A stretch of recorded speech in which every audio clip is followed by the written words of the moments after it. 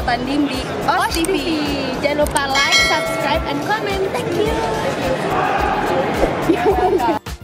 Ya buat semuanya ini untuk anak-anak karate karena ini bermanfaat semua ilmunya. Jangan lupa subscribe channelnya OS TV channel buat anak karate semuanya. Gaspol keren banget. Like and comment share. Gaspol. Salam bela diri. Kembali lagi bersama saya Ricky Muta dari OS TV dan saya mengundang Jintar Simanjuntak di sini ya. Apa kabar Jintar? Sehat. Sehat ya, selalu sehat. Alhamdulillah ya. Jadi kalau bagian yang tidak tahu, Jintar itu tahun 2018 masih jadi atlet Asian Games ya? Ya masih. Dan sekarang berada di sini pelatih. Ya sekarang jadi tim pelatih Panasi Games Vietnam. Oke. Nah, sekarang jadi pelatih SEA Games 2021. 2021. Untuk SEA Games 2021. Kemarin kan sebenarnya masih bagus nih prestasinya ya. Istilahnya Jintar juga masih tidak terkalahkan di kelasnya. Terus kenapa memutuskan untuk pensiun dan menjadi pelatih gitu sekarang? Nah, memang ada beberapa alasan untuk memutuskan pensiun. Memang sudah dipikirkan secara matang ya. Pertama, keluarga. Dan saya sudah berkeluarga. Kasihan juga lihat tinggal terus anak-anak masih kecil, tinggal tidak kenal siapa orang tuanya kali ya. Yang kedua,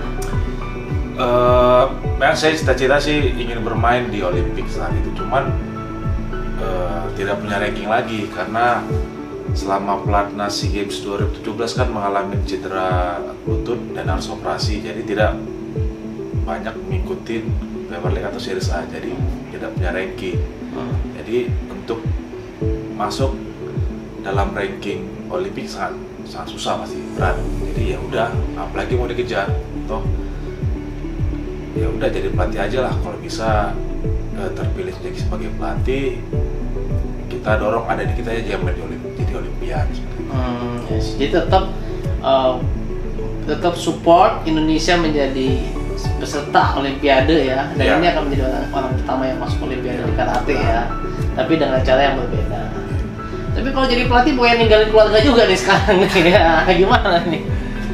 Ya memang kemarin itu juga sih, sekarang ninggalin keluarga juga, cuman kan ada setelah pensiun jadi ada waktu kita bersama keluarga. Oh iya. Kan sekarang anak-anak udah beranjak besar ya, jadi udah mengerti, oh ini orang tua udah mengerti. Kalau saat itu pulang dari Asian Games, siapa nih Om ya? bener nggak kenal nih. Agak susah juga, sebulan juga baru bisa deket gitu. Sekarang kan udah tahu nih papanya, jadi tinggal pun kalau kita masih bisa lihat video call. Dulu kan video call belum bisa, masih baby ya. Sekarang kan udah ngerti, dia bisa udah video call sendiri gitu. Itu sih. Ya jadi kalau bagi Anda yang nanya, oh enaknya di pelatnas, ternyata ada masa-masa di mana kangen keluarga ya. Itu berat banget gitu. Berat banget karena video call-nya kadang nggak cukup ya. Iya, pasti. Iya, kalau deket bisa dikunjungin. Ini Medan ke Bali, aduh kayaknya jauh banget ya. Iya. Terus untuk tim yang sekarang nih, ini kan SEA Games, apa sih harapan mereka? Mereka kan nggak hanya SEA Games nih mengikuti pertandingannya, apa aja yang akan dihadapi oleh mereka? Nah, kali ini tim akan mengikuti Paralimpik yang harus Olimpik tahun lalu kan karena pandemi. Jadi tahun ini, jadi ada tim yang disiapin pertama untuk mengikuti Premier League. Nah kemarin kan harusnya Kerabat, cuman dipospon karena ya tuan rumah mungkin nggak siap karena COVID, dan mungkin akan ke Lisbon, Portugal pada akhir April atau sampai awal Mei. Dan setelah itu mereka akan training camp di Paris, Prancis, kalian menyesuaikan iklim karena Paralimpiknya di Prancis. Ya mudah-mudahan mereka lolos. Mudah-mudahan ada yang lolos lah dari Indonesia untuk mewakili Indonesia dalam Olimpik Tokyo 2021. Setelah itu kita akan persiapan SEA Games. Ada beberapa atlet juga disiapin buat SEA Games di Vietnam. Asik. Di peralihan Jintar dari atlet menjadi pelatih, apa perbedaan yang Jintar rasakan? Jelas berbeda jadi seorang atlet dan sebagai pelatih. Kalau kita sebagai atlet, kita jelas saja mikirin latihan, mikirin diri kita sendiri gitu. Nah setelah jadi pelatih kita harus mikirin bagaimana atlet kita, dari mulai istirahat, makan, mau buat program latihan, kita harus ya lebih banyak berpikir, dan mungkin saya rasa memang lebih capek sebagai seorang pelatih. Lebih capek seorang pelatih Ya malah? jelas, karena kan atlet sekedar latihan, istirahat, makan yang bagus. Kalau kita kan harus mikirin Tanggung jawabnya besar ya. jauh besar, jangan sampai mereka cedera, jangan sampai mereka mentalnya turun, ya jangan sampai mereka boring. Kita juga harus bisa mendengarkan keluh kesah mereka. Ya, curhat-curhat. Ya. Karena mereka kan teman-teman curhatnya udah nggak ada semua di Ya betul. daerahnya. Jadi pelatih juga fungsi tidak hanya melatih mungkin ya, Ya. tapi menjadi teman dekat, sahabat dekat orang tua mereka juga. Benar, benar. Gitu. Apa tantangan yang Jintal hadapi? Ini kan kesempatan melatih pertama ya Iya. di Platnas. Sebelumnya pernah melatih juga tapi di Pengda atau di PB? Ya, melatih juga sih di Pengda, melatih juga di Guruan, melatih juga di PB. Ya, tapi berarti bukan pengalaman pertama melatih lah, tapi di Platnas ini adalah kesempatan pertama lah. Kesempatan pertama. Kesempatan pertama. Training camp jangka panjang. Training camp jangka panjang ya. Jadi nggak cuma sebentar. Ya. Karena kan ini fokusnya juga banyak ya. Saya lihat selain itu kan ada Seakaf juga ya. Ya, ada siakap di bulan Juni. Bulan Rencana. Juli ya. Juni. Juni. Mepet banget tuh sama yang di Paris tuh Iya. kegiatannya. Mungkin bagi tim nanti berarti ya. Ya, kayaknya nanti mungkin bagi tim sepertinya. Oke, selain yang di Seakaf, target berikutnya pertandingan di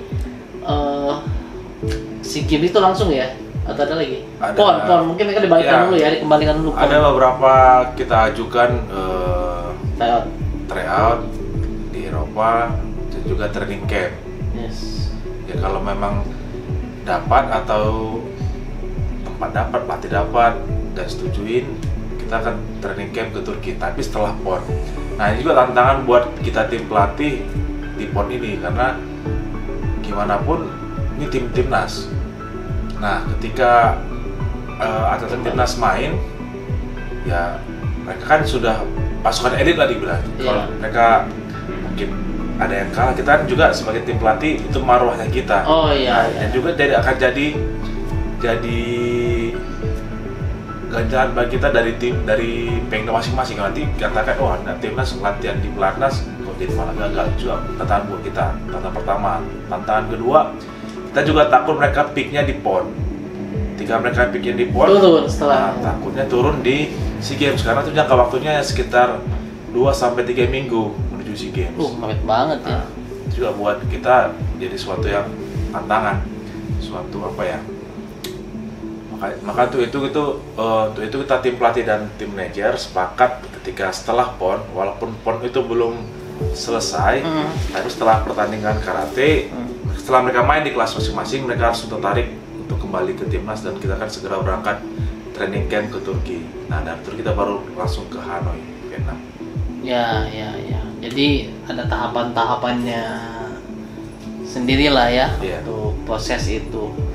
Nah, gimana dengan kerjasama antar pelatihnya nih? Kan ini tentunya kan baru masuk nih. Iya. Sebelumnya kan ada Sensei Doni, Sensei Iya. Jenny yang udah pernah sebelumnya. Iya. Sensei Faisal juga baru ya, Baru. masuk. Nah, itu gimana rasanya bekerja sama dengan tim yang dikomandoi oleh Sian Gusti, gitu kan? Iya. Nah, Adaptasinya seperti apa? Gitu. tim kali ini mungkin tim pelatih muda-muda ya. Mudah-mudah. Muda. Nah, kita sih kalau kerjasama sih tidak terlalu canggung ya, karena kita kan juga pernah satu tim sebagai atlet, dan kita punya kepala pelatih pun yang pernah memimpin kita, yang pernah melatih kita lah. Jadi asik sih kerjasama ya. Kalau sering sedikit argumen pendapat itu wajar, itu namanya tim. Nah, kita juga dipimpin oleh si Agus yang sudah profesional banyak lah memimpin tim-tim jauh sebelum kita. Jadi ya udah, ketika ada masalah kita bisa sampaikan secara gamblang, sampaikan secara terbuka, tidak ada masalah. Jadi kita cari solusi yang terbaik. Ya. Lebih enak karena nggak sungkan, karena satu tim masih muda-muda ya. Benar. Jadi satu hal, nah ini kan kita lihat nih hasilnya. Ini kan tim-timnya fresh, gitu kan, pelatihnya. Sensei Doni juga baru masuk Platnas juga belum lama ini kan, pelatih Platnas.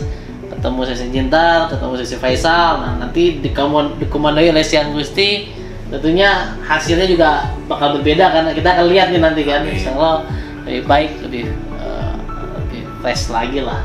Gitu. targetnya udah ada belum, target apa ya? Atau target pribadi Jintar deh? Kalau target tim kayaknya mungkin belum keluar ya, targetnya mau berapa medali atau apa. Tapi target pribadi Jintar ada nggak targetnya sendiri sebagai pelatih di sini? Nah kalau target tim sih sudah ada. Oh, target udah ada. Tim itu tiga medali emas target tim. Di SEA Games? Ya di SEA Games. Nah kalau target secara pribadi sih melihat kekuatan anak-anak dan melihat juga kita harus coba juga kekuatan tim. Saya rasa sih 3 sih bisa dapat kita. Bisa dapat. Dulu kan Jintar pernah di SEA Games juga kan? Dulu dapat berapa waktu masuk itu? Nah SEA Games terakhir kita 3 emas di Malaysia. 3 emas di Malaysia. Ya, di SEA Games Myanmar kita 2 emas. Cuman kita tidak hanya melihat emas, kita juga melihat finalis kita di SEA Games Myanmar tuh 9 finalis. 9 finalis. Oh, kita punya 9 finalis di situ. Iya, SEA Games Myanmar 9 finalis. Yang dapat cuman 2 emas. 2 emas. Ya, memang saat itu karena mungkin negara lain yang melihat kita sukses di SEA Games 2011, kayaknya ini agak sedikit ada permainan non teknis lah. Oh, ini kayaknya yang diceritain si Antono di podcast saya dia pernah cerita, udah seneng nih finalis semua nih udah. Ya. Istilahnya apa ya? Iya. ter inilah gitu kan. Terus besok aja, waduh nggak yang mau keluar gitu kan, masih Antono kan. Memang ya karate masih agak sulit di apa ya namanya? Faktor non teknis juga besar. Ya. Kita juga butuh pengaruh juga di bagian perwasitan, itu juga butuh pengaruh. Bukan berarti kita minta untuk dimenangkan, tapi bagaimana menjaga kita tidak dicurangin, itu ya sih. Ya, karena kenyataannya dengan olahraga yang tidak terukur ini, apapun masih bisa ini ya. Ya terjadi. Ya. Itulah. Nah, makanya tapi dengan ada zaman sekarang nih, kayak sungguh banyak yang menyorot kan, jadinya wasit juga hati-hati. Wasit pernah cerita loh sama saya. Oh saya senang dengan video-video kamu, kenapa? Kita jadi hati-hati katanya. Kita jadi belajar dari wasit yang lain jadi semakin berhati-hati gitu kan. Jadi mereka juga tentu nggak mau ya, nggak ada niatan tertentu lah mungkin ya. Tapi dengan kondisi seperti itu ya jadi semakin memotivasi diri mereka menjadi lebih baik dalam mewasiti gitu ya. Terus Jintar ini mulai karate dari kapan?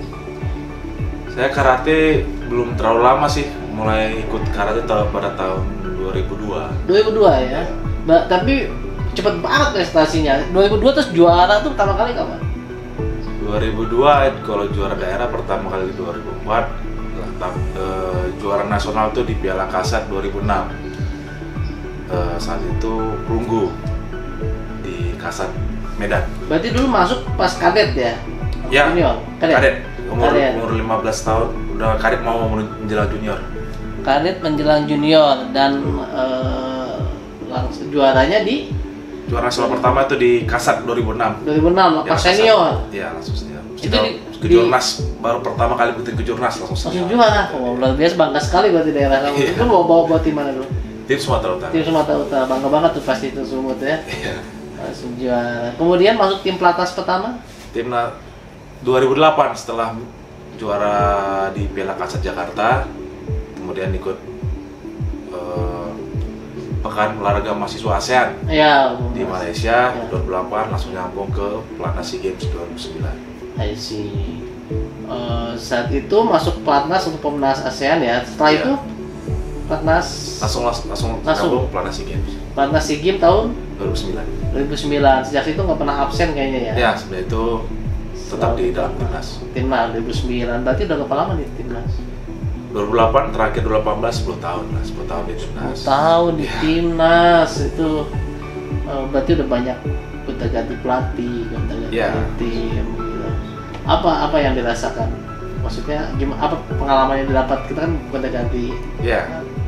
Jadi ya kita pelatih kan bisa menilai atlet. Ya. Nah, kita pun sebagai atlet pasti juga bisa menilai pelatih. Nah, yang inilah cocok dengan kita, atau kalau tidak cocok sih sebenarnya nggak ada masalah. Dan kita ambil sisi positifnya aja, mana yang terbaik, karena semua manusia tidak sempurna, pasti ada yang negatif dan positif.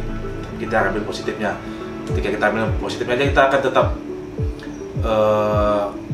bertahan dalam timnas, karena beberapa teman-teman juga kayaknya tidak cocok, ya kayaknya terlalu memikirin hal yang negatif, ya akhirnya terganti lagi.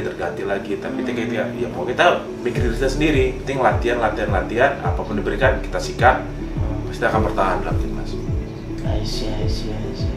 Ini berarti tips yang sangat bagus ya buat anak-anak, terutama yang baru masuk timnas nih. Karena mereka kan tentu kaget nih pertama timnas, pas besoknya kok beda lagi pelatihnya, kok beda lagi menunya. Ini juga suatu peningkatan tersendiri nih buat Jinta nih, karena Jinta waktu jadi atlet bisa menilai pelatih. Nah sekarang kan jadi pelatih nih, berarti atlet bisa menilai juga Jinta sebagai pelatih. Iya betul. Gitu. Oke, terus apa lagi ya? Fokus setelah pelatnas, targetnya apakah gimana? Mau masih tetap terus fokus ke depannya apa gitu? Nah, fokus ke depannya sih ini kan mungkin setelah pelatnas SEA Games ya kita lihat aja apakah kita tetap masih dipercaya oleh pengurus atau tidak. Kalau dipercaya kita jalankan, kalau tidak ya kita akan kembali ke daerah, kembali dengan keluarga, kembali beraktivitas di kantor. Kita kan bekerja di Dinas Pemuda dan Olahraga Sumatera Utara, ya kita kembali karir lagi di kantor. Seperti itu aja sih, nggak ada masalah. Sebenarnya nggak ada masalah, profesional aja ya. Mungkin kalau sukses besar, wah langsung dipanggil lagi untuk bawa tim gitu kan. Ya apapun bisa terjadi ya. Oke, luar biasa memang yang namanya karate ini kayak tiap tahun selalu berubah. Dan Jinta ini bisa bertahan 10 tahun ini sih luar biasa ya. Karena kayaknya sekarang kalau melihat atlet yang tetap di senior selama itu jarang sekali ya. Iya. Di tim ini juga baru aja Coki paling ya. Yang paling senior Coki 2013 masuk dalam tim. Coki, Sandi juga mungkin ya. Sandi pun baru. Sandi itu baru masuk 2017. Oh 17 ya. Oh I see. Berarti emang paling lama Coki lah ya. Coki. Ya, ada tips-tips nggak nih buat teman-teman yang menyaksikan di sini nih, karena tentu kan Jintan ini menjadi panutan juga nih, bisa bertahan 10 tahun di pelatnas, sekarang beres pelatnas langsung jadi pelatih gitu. Gimana mungkin ada tips buat teman-teman? Yang seperti ada tipsnya sih, kita fokus tujuan kita tuh, goalsnya itu pertama apa, kita ngapain. Nah ketika kita mungkin agak sedikit boring, mungkin agak sedikit melemah ya, dibilang melemah, kita harus pikir lagi, oh ini goal saya ini ngapain gitu, pertama. Kedua, komitmen, kita harus punya komitmen, kita harus berani ninggalin itu buat yang ini, itu komitmen. Jangan bentar-bentar kemari, bentar sini, mau mikir yang itu, pasti salah satu akan yang dapat. Kita memang butuh fokus dan komitmen. Terus ketiga, pikirin diri sendiri. Fokus juga pikirin diri sendiri. Jangan terlalu mikirin juga orang lain dan mikirin pendapat orang lain, atau jangan mikirin kadang-kadang kan orang atau gosip lah gitu. Harus begini nggak usah dengar aja sih, cuman ya kita bikin diri kita sendiri. Kita seperti tadi kembali yang pertama, kita mau ngapain di sini. Itu sih kalau saya pribadi seperti itu. Paling 3 itu aja sih menurut saya untuk bertahan. Oke, terima kasih Jintan atas ilmunya dan banyak yang mungkin bisa menjadi pelajaran buat teman-teman kita semua yang menyaksikan di rumah ini gitu ya, di teman-teman yang viewer di sini. Sekian wawancara saya dan Jinta. Jangan lupa like, comment, dan subscribe. Stay safe and healthy. Os. Os. Thank you.